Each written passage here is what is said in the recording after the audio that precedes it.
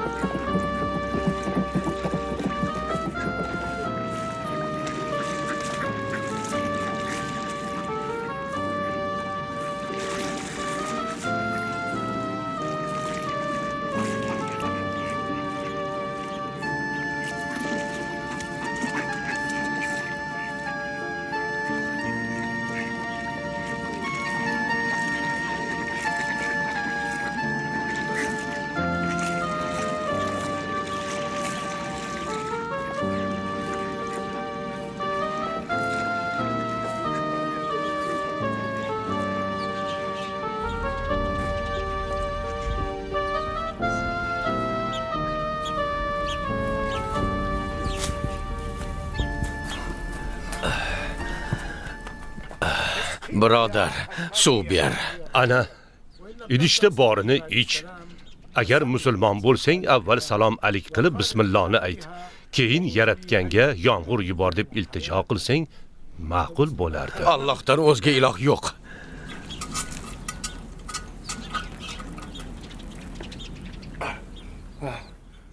Kechirasan. Chanqoq azoblayotgan edi. Yana ich. Chanqog'ing hali qonmadi. Gaping rost. Idishdagi suv tugadi. Lekin chanqog'im qonmadi. Seni faqat chanqoq azoblamayapti. Xo'sh, o'sha azob nimaligini bilasanmi? Qayerdan kelyapsan u qayerga ketyapsan, birodar? Shoir aytganidek,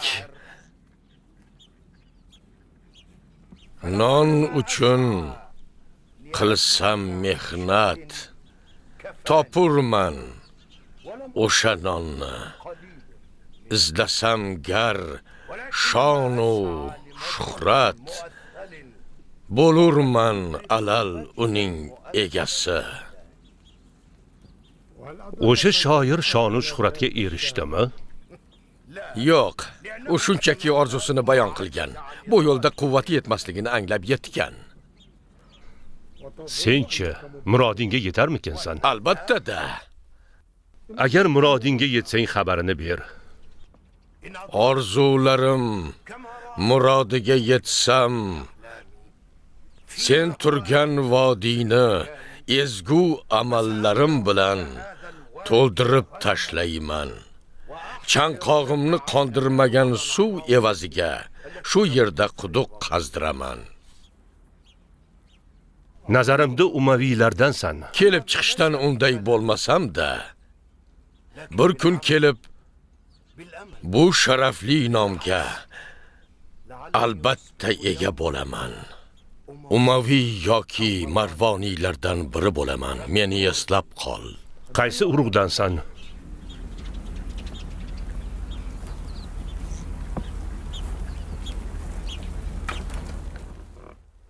Men Hajjoj ibn Yusuf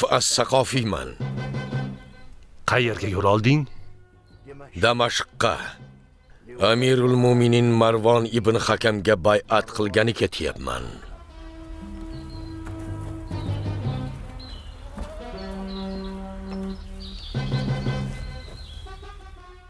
Ichingda qanday qashqir yashiringan ekan, Saqofiy.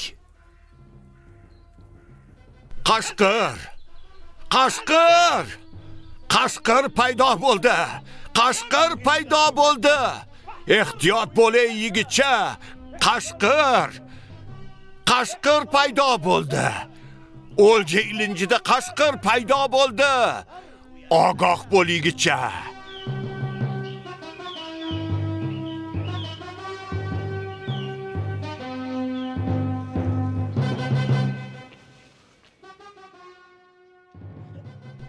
Qashqir! Kimni nazarda tutyapsan, Ovsar?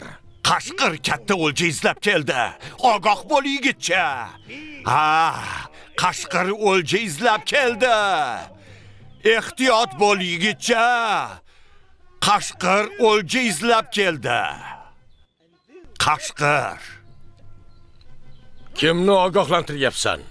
Biz talab qilamiz. Lekin u bizdan talab qilmaydi. U hech narsadan ta'ma qilmaydi. Aniqroq gapir, devona. Qashqir keldi. Katta o'lja izlab qashqir keldi. Ogoh bo'l yigitcha. Niyati yovuz uni. Qashqir o'lja istayapti. Ehtiyot bo'l yigitcha. Ehtiyot bo'l undan. Fosiq qashqirning niyati yovuz. Undan ehtiyot bo'l yigitcha. Ovsar. Qashqir. Tentak. Ehtiyot bo'l yigitcha. Ehtiyot bo'l qashqirdan. U o'lja izlab keldi.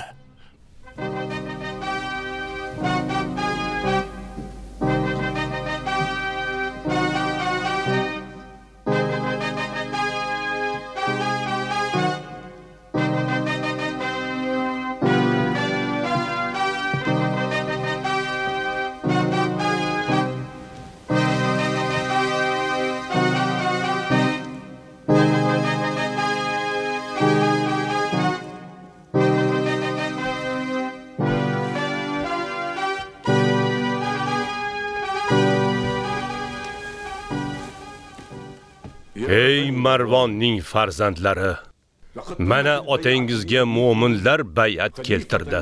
Endi u mo'minlar amiridir. Arablar orasida xalifa bo'lishga sizlar loyiqdirsizlar. Bu in'omni ehtiyot qiling. Ko'z qorachig'ingizdek asrang, ko'z olaytirganlarni esa o'ldiring. Ogoh bo'ling. Bu in'omning himoyachilari o'zingizdirsiz. Amirul Mu'mininga g'alaba yor bo'lsin. Amirul Mu'mininga Alloh g'alaba ato etsin. Ishlarimiz tunda ipga tizilgan durlar uzilganidek sochilib ketishi mumkin. Faqatgina mehribon Allohgina bizni bunday balolardan asrashi mumkin. Hokimiyatimizga rozi bo'lmay bay'at qilmaganlarga rahim qiling. Birodar kuch bo'lmang. Agar Abdulloh ibn Zubayrning fitna olovi o'chmaguncha bandalikni bajo keltirsam, uni omon qo'ymang. U ummatimizni ikkiga bo'lib dushmanlarga xor qildirish niyatida. Ey Amirul Mu'minin, unga qarshi meni yuboring. Uning kallasini shamshirim tig'ida sizga olib kelaman. Ba'zan jasurlik surbetlikni keltirib chiqaradi. Do'stlik esa ikki yuzlamachilik bo'lib chiqadi. Asl maqsading nedir? Shafqatingiz, hukmdorim. Xalifaga sodiqligi, bizga muhabbati unga jasurlikni tuhfa etyapti. Agar gaplaring rost bo'lsa, o'g'lim, unda mayli. Umringiz ziyoda bo'lsin, Amirul Mu'minin. Mendan so'ng xalifalik taxtiga katta o'g'limiz Abdulmalik ibn Marvon o'tiradi. Undan so'ng kichik o'g'limiz Abdulaziz ibn Marvon xalifalik qiladi. Umringiz ziyoda bo'lsin, Amirul Mu'minin. Akam Abdulmalikni ham. Keyinchalik taxt Abdulmalikning zurriyotlaridan biriga o'tadi. Undan so'ng Abdulazizning zurriyotlariga o'tadi. Taqdirni faqat Alloh bilguvchidir.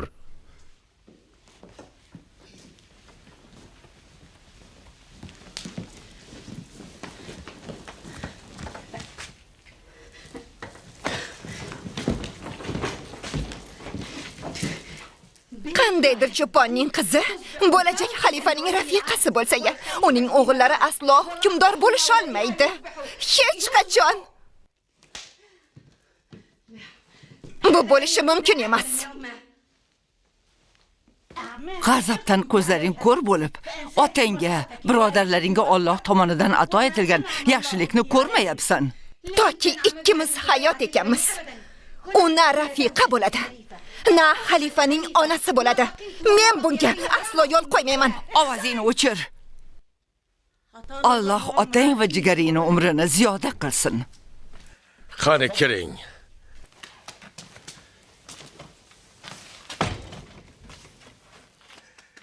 Marhamat, o'tiring Ibn Yusuf. Alloh yorliqasin sizni.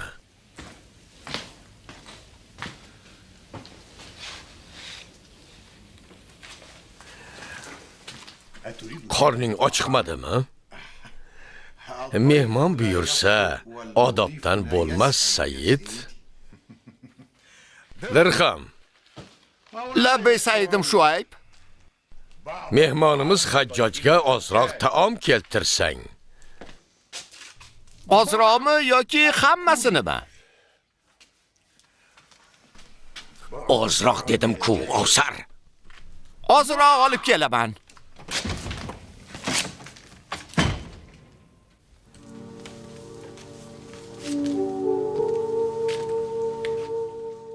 Sizga nima bo'ldi, ona? Umar.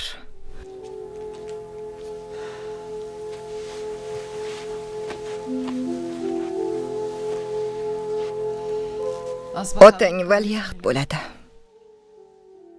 Tushunmadim, ona. Ey bo'lajak mu'minlar amiri Abdulazizning o'g'li. Otang xalifalikning valiahdi bo'ldi. Xalifa nima degani? Xalifa Alloh va uning buyruqlari hamda uning rasuli bo'lmish Muhammad sallallohu alayhi va sallamning sunnatlari asosida insonlar orasida adolatni nazorat qilib turish uchun saylangan vakildir.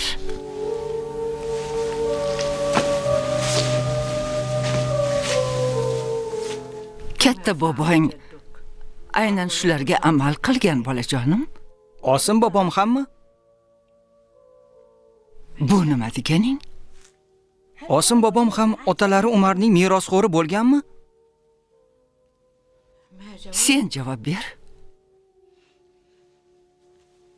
Bugun darsda ustozing nimalarni o'rgatdi? Savolim javobsiz qoldi, ona. Katta bo'lganingda javobini bilib olasan. Katta bo'lganingda deganingiz nimasi? Bolajonim, inson biron nimani o'rgangan sari ko'p narsani bilmasligini anglab yetadi.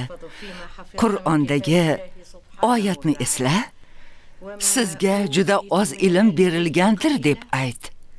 Alloh rost so'zlaguvchidir. Alloh rost so'zlaguvchidir. Alloh rost so'zlaguvchidir. Biroq sizlar haqiqatni yashiryapsiz. Bu hokimiyat va xalifalik ishlari. Buni biz ayollarga aloqasi yo'q.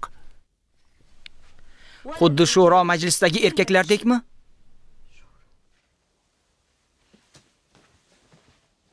Shuro? Shuro majlisi.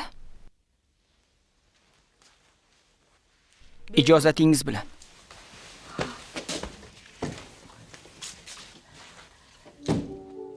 Allohga qasamki, u Umarning haqiqiy evarasi.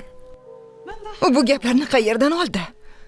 Menimcha unga ustozlik qilayotgan shayx bo'lsa kerak. Ulamolar majlisi dinimizga xosdir. Allohga shukrki, o'g'ling buni yaxshi biladi. Menimcha shayx uning savollariga javob bergan. Shuni shayxdan emas, ota-onasidan ham so'rab bilsa bo'ladi-ku. Abdulaziz buni noto'g'ri tushunib, o'g'limizni davlat to'ntarishiga tayyorlayotgandek bo'lib qolmaylik yana. Ering bunday g'avg'olardan nari yuradi, qizim.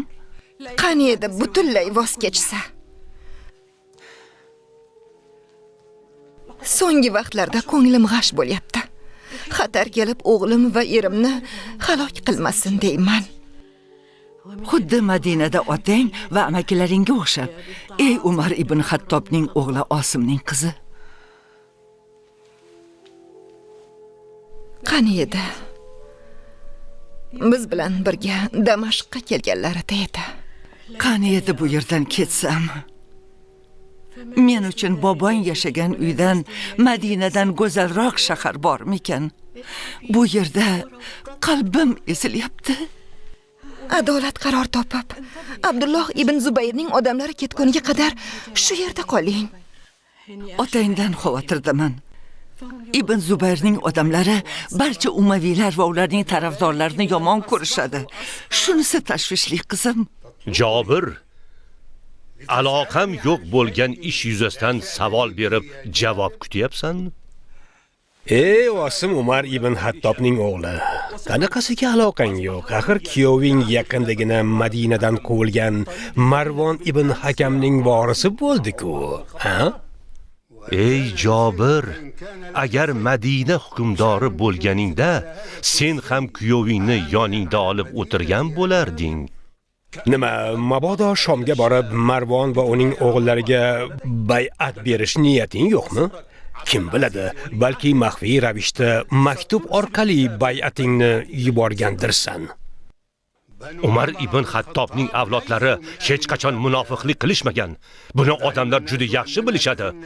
Ummat orasida ixtilof chiqqanida ham biz aralashmay o'z uylarimizda qolganmiz. Ali ibn Abu Talib radhiyallohu anhu shahid bo'lganidan keyin birorta hukmdorga bay'at bermaganmiz. Rasululloh bilan birga g'orda bo'lgan Abu Bakrning nabirasi Asmoning o'g'li Amirul Mu'minin Abdulloh ibn Zubayr ibn Avvom haqida qanday fikrdasan? Jobir, quyidagi oyatni bilsang davom ettir, yo'qsa oxirgacha tingla. Ular ikkovlon g'orda turganlarida u sherigiga xafa bo'lma, Alloh albatta biz bilan dedi. Alloh rost so'zlaguvchidir. Alloh rost so'zlaguvchidir. Allohga qasamki, Umar ibn Xattobning avlodiga hurmatim bo'lmaganida kallangni oldirgan bo'lardim. E'tiboring uchun Jobir, Muhammad sallallohu alayhi va sallamning avlodlari va oilalari ko'proq hurmatga loyiq edilar. Ularni ham seni kuyovlaring o'ldirgan, ey Ibn Umar. Kuyovimning bunga aloqasi yo'q. Hatto bu haqda bilmagan ham, bilmay turib kuyovimga tuhmat qilishingga yo'l qo'ymayman. Hatto barcha ummatni yig'ib, menga qarshi chiqsang ham, bilib qo'y, doim maslagimda sobit qolaman. Olamlar hukmdori faqat Allohdir. Hukmdorim haddidan oshib ketdi-ku. Qudasi va kuyovini bo'ysundirish uchun uni o'ldirib yuboring, hukmdorim. U holda qiyomat kuni yaratganning oldida nima deb javob beraman? Eng xavfli dushmaningiz Abdulloh ibn Zubayrdir. Sher o'z makonida yotgani kabi, u ham dunyodagi eng xavfsiz va muqaddas shaharni o'ziga makon qilib olgan. Shaharni qo'lga olishimiz kerak.